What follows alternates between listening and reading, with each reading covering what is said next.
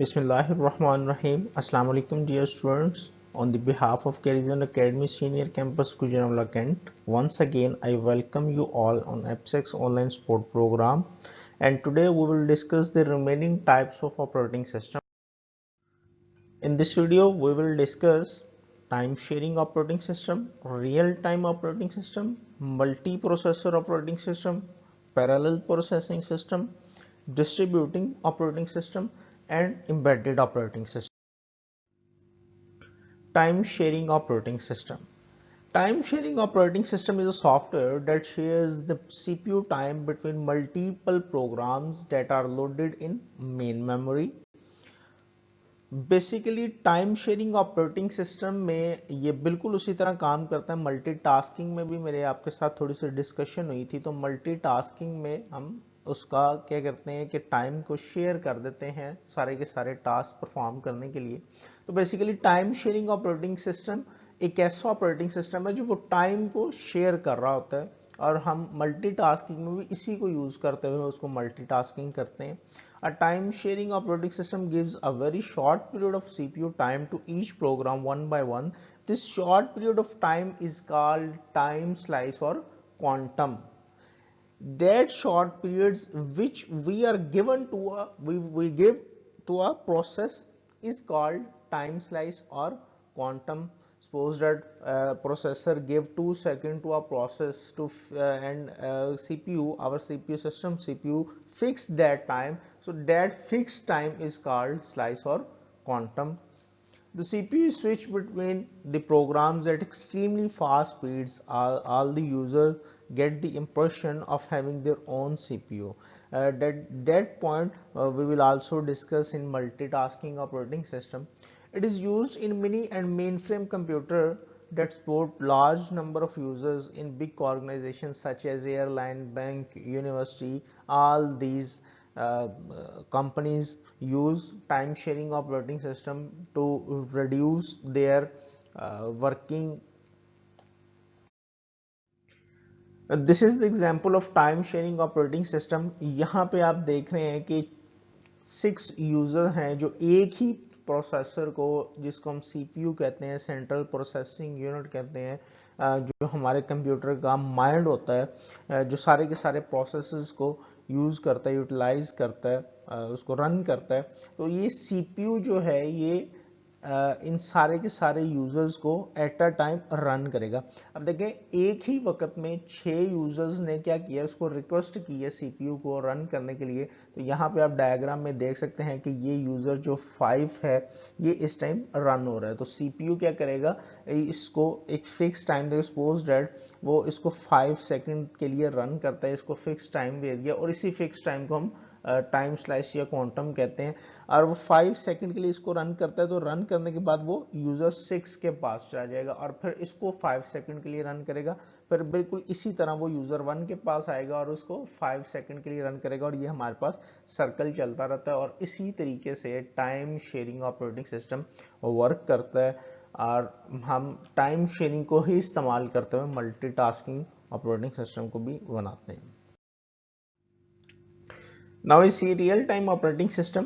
A real-time operating system is a software that runs real-time application. Real-time applications means that like traffic controller or like ATM machine that must process data as soon as it comes and provides immediate response. Real-time operating system is used where immediate response is required.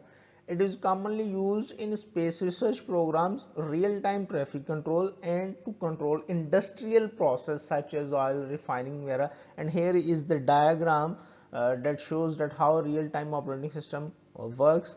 It is on time basis where we need immediate response. Here then we use real-time operating.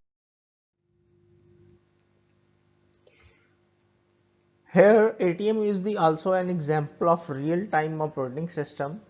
ATM जो है वो real time operating system को किस तरह use करती है, हम उसका एक छोटा सा एग्जांपल देखते हैं।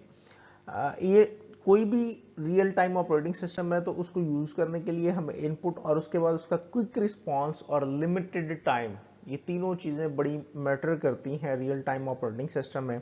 आप एटीएम मशीन में देख लें, जैसे ही आप कार्ड जो है वो एंटर करते हैं, फौरी तौर पे आपको वो कहता है, क्विकली रिस्पॉन्स करता है कि अपना पासवर्ड जो है वो एंटर करें। और जब आप पासवर्ड एंटर करते हैं, इनपुट करते हैं, तो आपको फौरी तौर पर रिस्पॉन्स मिलता है आपका पासवर्ड ठीक है या गलत है। अगर आपका पासवर्ड ठीक होता है तो वो आपको फौरन से एक मेन्यू जो है वो like this shows in figure, इस तरह का एक मेन्यू जो है वो ओपन कर देता है कि आपने कैश विदड्रॉ कराना है, कैश डिपॉजिट कराना है, जो भी है। और अगर आप उस पर कोई रिस्पॉन्स नहीं करते, कि जैसे ही आप उस पर कोई रिस्पॉन्स नहीं करेंगे, आप कोई बटन क्लिक नहीं करेंगे, आप 10 और 20 सेकेंड्स टाइम लिमिट उन्होंने लगाई होती है कि इतने टाइम के अंदर अंदर यूजर जो है वो उसको रिस्पॉन्स करेगा। अगर वो रिस्पॉन्स नहीं करता तो एटीएम मशीन एरर देना स्टार्ट कर देगी, बीप करना स्टार्ट कर देगी, और फौरी तौर पे आपका एटीएम जो है वो बाहर निकाल देगी, या वो एटीएम मशीन के अंदर ही आपके पास रह जाएगा। वो जैसे ही बीप करना शुरू करे, आप वो लिमिटेड टाइम लगाया होता है उन्होंने कि ये इतने टाइम के अंदर हमें रिस्पॉन्स चाहिए। तो बेसिकली 3 कंपोनेंट्स होते हैं रियल टाइम ऑपरेटिंग सिस्टम में, input, quick response and limited time. और इसी को यूज करते हुए जो है वो रियल टाइम ऑपरेटिंग सिस्टम आपके पास वर्क करता है। Multi processor operating system, as the name shows, multiprocessor means that two or more than two operating systems are using in a system. A multiprocessor operating system is a software that controls the operations of two or more CPUs within a single computer system. It shares the same memory and input output devices, means that कि आपके पास जो system unit है, जो आपके पास एक पूरा system है, उस वो जो है वो इनपुट डिवाइसेस सेम यूज करेगा। मेन मेमोरी लाइक आपके पास रैम है, लाइक आपके पास हार्ड है, वो भी वो वही यूज करेगा। सिर्फ उसके मदरबोर्ड के अंदर जो सीपीयू लगे हुए हैं वो आपके पास एक ही जगह पे 2 या 2 से ज्यादा लगे होंगे। मसलन आप अभी जो कोई भी सिस्टम हम यूज करते हैं तो एक ही हमारे पास वो जो सिस्टम है वो होता है, कोई भी एक ही लैपटॉप है हमारे पास होता है, उसका एक कीबोर्ड है और एक माउस हमने अटैच किया हुआ है, या हम उसके साथ 2 कीबोर्ड्स लगा लेते हैं। तो ये आपके पास जो इनपुट डिवाइसेस हैं या आउटपुट डिवाइसेस हैं वो आपके पास वो उस एक सिस्टम के लिए हैं।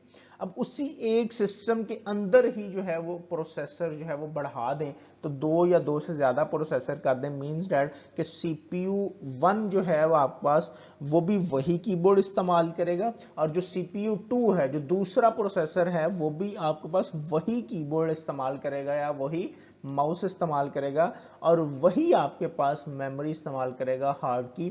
तो इस चीज को हम कहते हैं कि share the same memory, means that कि 2 सीपीयूज आपके पास जो है वो इनपुट डिवाइसेस को शेयर करें, या 2 से ज्यादा जो सीपीयू हैं वो आपके पास मेन मेमोरी को या इनपुट आउटपुट डिवाइसेस को क्या कर रहे होते हैं, शेयर कर रहे होते हैं। It is very high in speed to process large amount of data. Why? Because it use multiprocessor or more CPUs. So that's why it is very high speed to process large amount of data.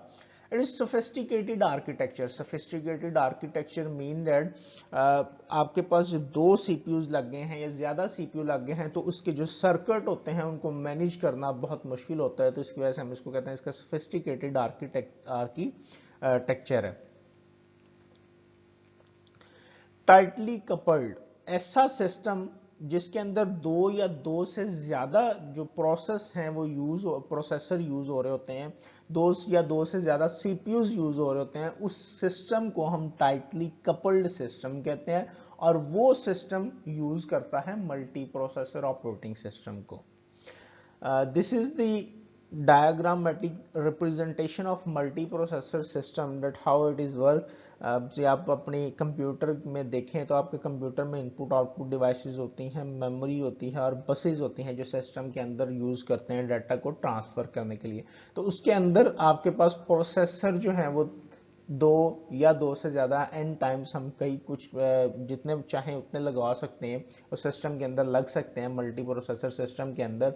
तो वो हर processor वही memory को इस्तेमाल कर रहा है, processor 2 भी वही मेमोरी इस्तेमाल कर रहा है, प्रोसेसर N भी वही मेमोरी को यूज कर रहा है। इसी तरह प्रोसेसर 1 वही सेम बसेस और इनपुट आउटपुट डिवाइसेस, प्रोसेसर 2 भी वही same buses input output devices, और प्रोसेसर N भी वही सेम बसेस और इनपुट आउटपुट डिवाइसेस यूज कर रहा है जो आपके पास प्रोसेसर 2 यूज कर रहा है। Parallel processing operating system. A parallel processing operating system is a software that executes programs developed in a parallel programming language. Parallel processing means that two or more than two programs are running at the same time simultaneously on different processors, like multi-processor operating system. It uses many processors at the same time, as I said earlier, that it uses many processors at the same time, like multi-processors operating system. It is used in supercomputers that have the thousands. Here is the example of multi-processor operating system. We have the comparison of single processor versus multi-processor in parallel processing. Multi processor operating system भी जो है वो parallel की technique को ही use करते हुए हम बनाते हैं, और मल्टी प्रोसेसर सिस्टम और पैरेलल प्रोसेसर सिस्टम एक ही जो सिस्टम के अंदर है ज़्यादातर यूज होते हैं। आप सिंगल प्रोसेसर में देख लें, यहाँ पे हमारे पास एग्जांपल है, आपके पास सपोज दैट एक प्रोसेस है, तो उसको रन करने के लिए आपको 5 मिनट जो है वो टाइम चाहिए, प्रोसेसिंग टाइम चाहिए। तो वो जो 5 मिनट हैं वो एक प्रोसेसर उसके ऊपर 5 मिनट जो है वो सर्व करेगा, उसको रन करेगा। तो ये आपके पास सिंगल प्रोसेसर ऑपरेटिंग सिस्टम होता है। तो मल्टी प्रोसेसर और जो पैरेलल प्रोसेसिंग है उसमें आपके पास, या पैरेलल प्रोसेसिंग ऑपरेटिंग सिस्टम है उसमें आपके पास किस तरह वर्किंग होती है, वही प्रोसेस जो 5 मिनट में आपके पास सिंगल प्रोसेस ने करना था, उसको सीपीयू ने सॉल्व करना था, उसको हल करना था, तो वो 5 मिनट में क्या करेगा, उसको छोटे छोटे 5 हिस्सों में डिवाइड कर दिया उसने। P1 पहला प्रोसेस हो गया, P2 दूसरा प्रोसेस हो गया, P3 आपके पास थर्ड प्रोसेस, P4 फोर्थ है, और P5 आपके पास फिफ्थ प्रोसेस है।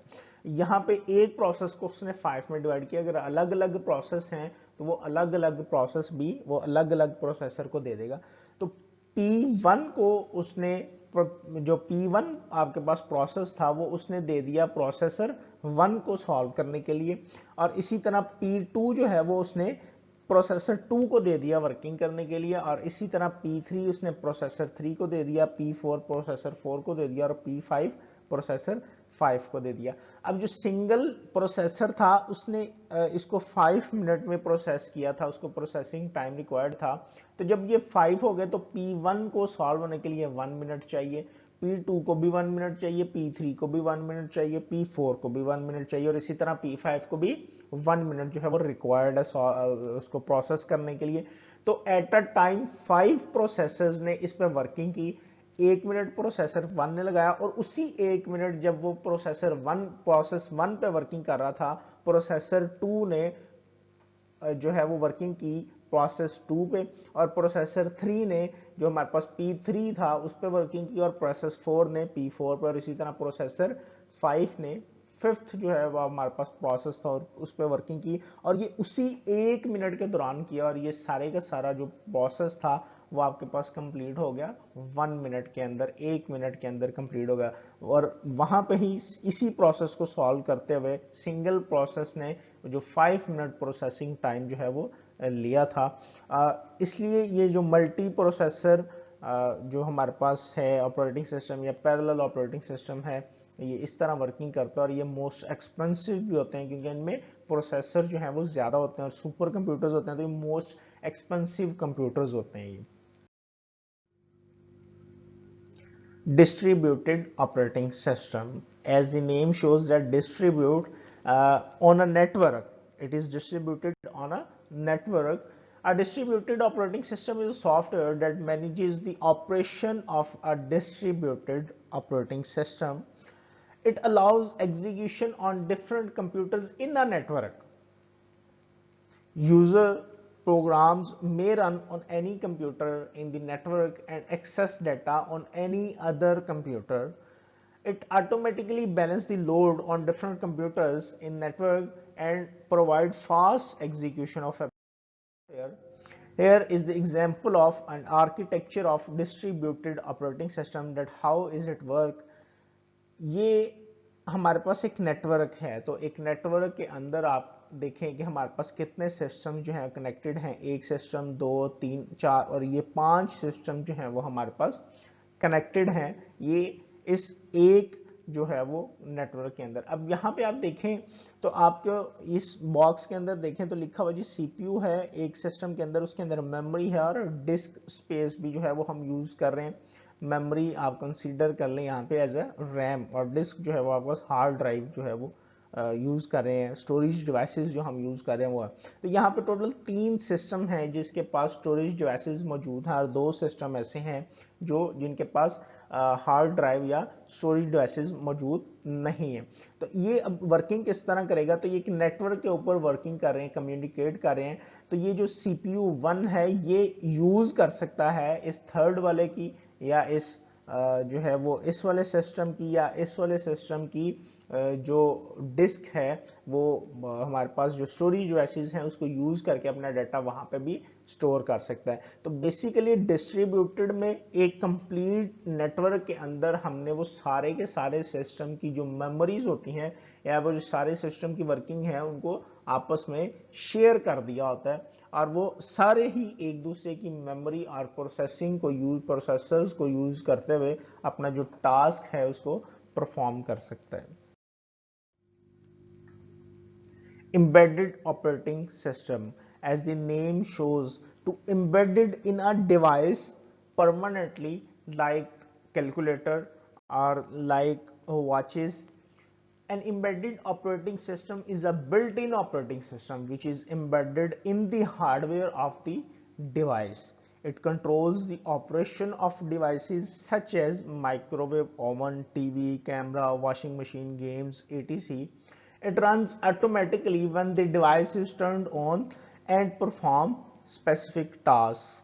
Embedded ऑपरेटिंग सिस्टम वो तमाम के तमाम ऑपरेटिंग सिस्टम जो बेसिकली जो सिंपल घर के इस्तेमाल की चीज़ें या कोई भी यूजेस वाली चीज़ें होती हैं जिसके अंदर आप ऑटोमेटिकली सॉफ्टवेयर चलना चाहिए और उसके अंदर जो ऑपरेटिंग सिस्टम यूज़ करते हैं हम वो आप एम्बेडेड ऑपरेटिंग सिस्टम यूज़ करते हैं। जैसा कि यहाँ पे एग्जांपल में बताया माइक्रोवेव ओवन जो डिजिटल माइक्रोवेव ओवन होते हैं, इसी तरह वॉशिंग मशीन जो डिजिटल वॉशिंग मशीन है, टाइम सेट होता है इतनी देर के लिए चले और ये बंद हो जाए, तो उनके अंदर ये एम्बेडेड ऑपरेटिंग सिस्टम यूज होते हैं एज जैसा कि घड़ी के अंदर जो है वो आप यूज कर सकते हैं, कैलकुलेटर के अंदर ये यूज होता है, कैमराज के अंदर यूज होता है कि वो बटन पुश करें और वो जो है वो पिक्चर जो है वो लेगा, उस पर वर्किंग वो जो भी है वो सारी की सारी ये एम्बेडेड ऑपरेटिंग सिस्टम्स को यूज करते हैं। That's all for today. Thank you very much, students. Allah Hafiz.